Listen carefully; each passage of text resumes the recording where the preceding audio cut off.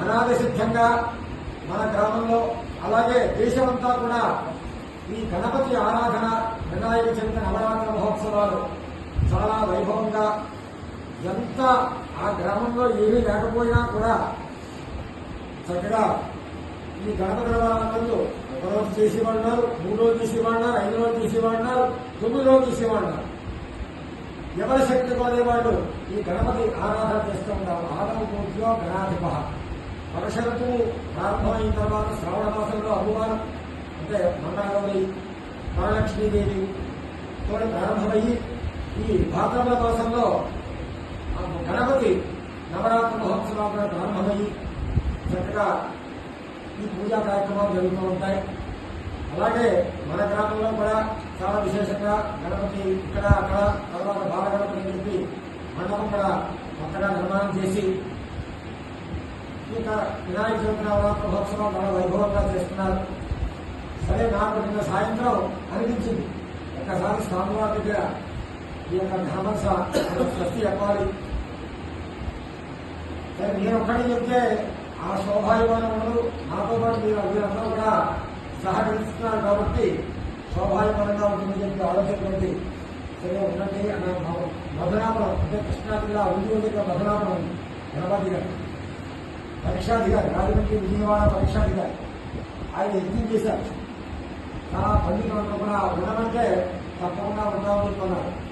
నేను ఒకటే చెప్పాను, అక్కడ ధనం ప్రాధాన్యత కాకుండా వెళ్ళి సరదాగా స్వస్తి చెప్పుకుందాం. స్థాన విగ్రహం ఎవరికి ఎంత ప్రాప్తం ఉంటే అంత వస్తుంది అని చెప్పారు. ఎందుకంటే అటువంటి స్వాముల చింతామణి బాలరామకృష్ణ వారి యొక్క అనుగ్రహం మీ అందరికీ మన గ్రామంలో అందరికీ కూడా ఆడవారికి మగవాళ్ళందరికీ కూడా అనుకూలంగా కలగాలని చెప్పి చక్కగా ఒక మనస్సుగా ఆశీర్వదించి ఓం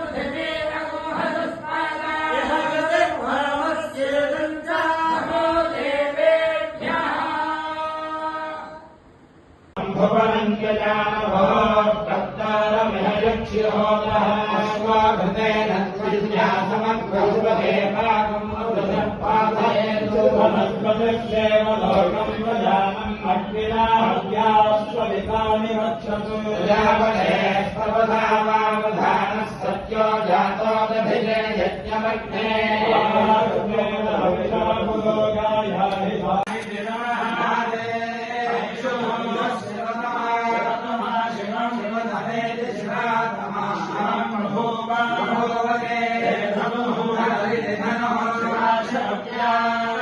జగత్